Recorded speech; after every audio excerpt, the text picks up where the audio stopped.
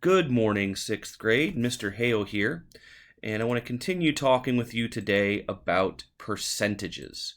Yet, in our previous lesson, we talked about turning a fraction into a known percentage. So, for example, we talked about if you know that you have 2/5,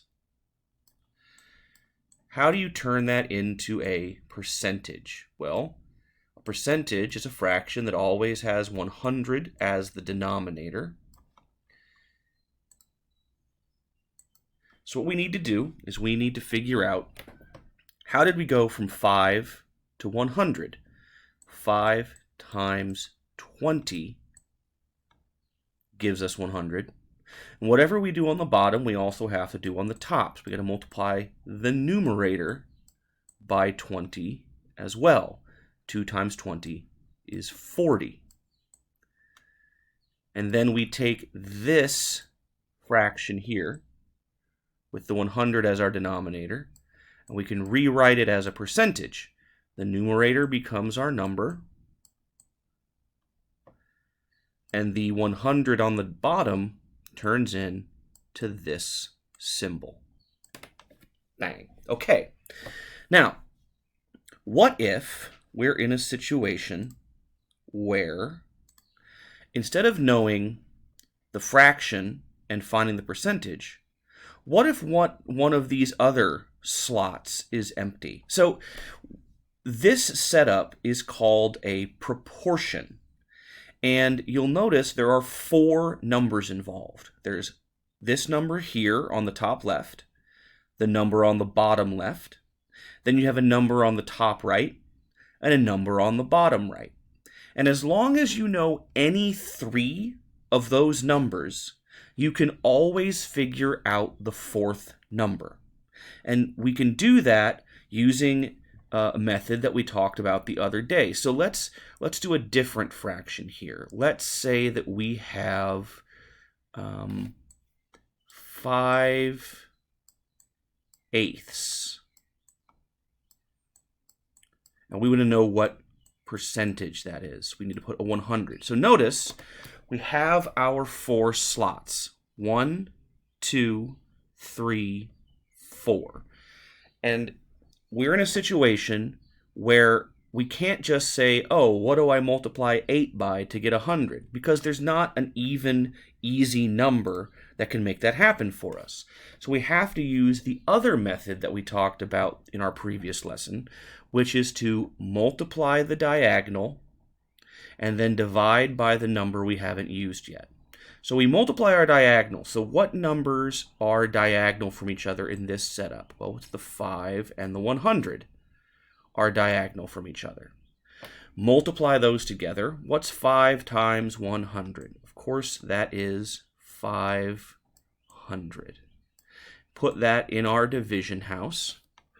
And then, once we have that product, that multiplication answer from the diagonal numbers, we divide by the number we haven't used yet, which in this case is the 8. So we'll put the 8 here. And then we have to do some long division. Let me go down here. Oh no, I lost my cursor. Don't know where it is. There it is. Okay. Green. So how many times can 8 go into 50? 8, 16, 24, 32, 40, 48. 48. So that's 6 times. Subtract 48. That gives us 2. Bring down the 0. That gives us 20. How many times can 8 go into 20? 8, 16. So we can go in there twice. 2 times 8 is 16. Gives us 4.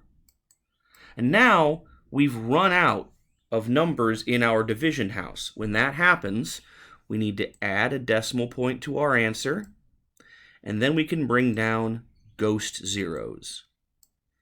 All right, so we have 40 now. How many times can 8 go into 40? 8, 16, 24, 32, 40. That's 5. and that's where we can stop. So 8 goes into 562 and a half times, which means we can turn this fraction into 62.5%. Okay, so that's our review. Now, let's talk about what happens if we don't know a different number in our setup. I know that on the video after I post it, there's a big yellow circle around my cursor, but my cursor on my board is just this little tiny dot that you can see right there. And against the white background, sometimes I lose it. Okay, so let's talk about if we have a setup where we know 10 over blank is equal to, let's say, no, I'm going to erase that real quick. Is equal to 40 over 100. So now, instead of having this number, and the 100, we have this number, and the 100, and it's this space that is blank. There's a couple of different ways we can do this. One, if the numerator can be multiplied by a simple number to get the other numerator, like this one can do 10 times 4, then we can use that to figure out what this number is. But the method that you should get into the practice of using is what we did up here. This multiply by the diagonal and then divide by the number you haven't used yet, because that will work in every case. So let's look at this. We have the diagonal numbers are 10 and 100. So 10 times 100, 100, 200, 300, 400, 500, 600, 700, 800, 900. That will give you 1,000. And then put that inside a division house. We take that multiplication result and we divide it by the number we haven't used yet, which is 40. Now here's a shortcut. Because both of these numbers end with 0, we can cut those zeros off and pretend they're not there. We can pretend this is a 4, and we can pretend this is a 100. Makes things a little easier. If you think about money, you might be able to do 4 into 100 in your head. How many times? Because we have what are called quarters, and quarters are worth 25%. Let's see, 4 goes into 10 twice. That gives us an 8. Remainder of 2. Bring down our 0. How many times can 4 go into 20? 4, 8, 12, 16, 20. 5 times. So, that means that this number is 25. 10 25ths is the same as 40 over 100, or 40%. What about if we have it the other way around? What if we're missing the other numerator? So let's say that I've got a 40 here, and I'm curious what 65%, remember 65 over 100 is the same thing as 65%.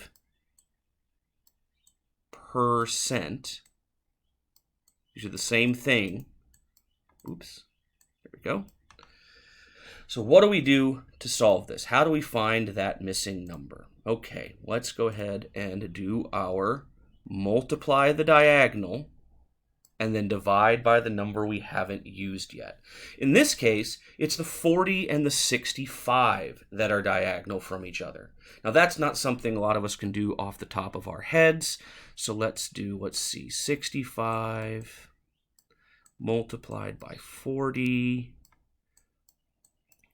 That's just going to be 0, 0, 0 times 5, and 0 times 6. Bring down our placeholder 0. 4 times 5 is 20. Carry the 2. 4 times 6 is 24, plus 2 is 2600. So our answer here, 65 times 40, is 2600. Okay, once we have that answer, 600, we divide it by the number we haven't used yet. Now here's a shortcut. We can use the same kind of shortcut we used on the previous problem. Both of these, this is 100, and this is 2600. They both end in 2 zeros, so we can cut those off. So boom, boom, cut this off, cut this off. Now wait a minute, what's 26 divided by 1? Well, anything divided by 1 is itself, so the answer is 26. So we're multiplying the diagonal, and then we divide by the number we haven't used yet. That's going to be our method. I'm going to pause here, move to a different screen, and then we'll talk about part 2.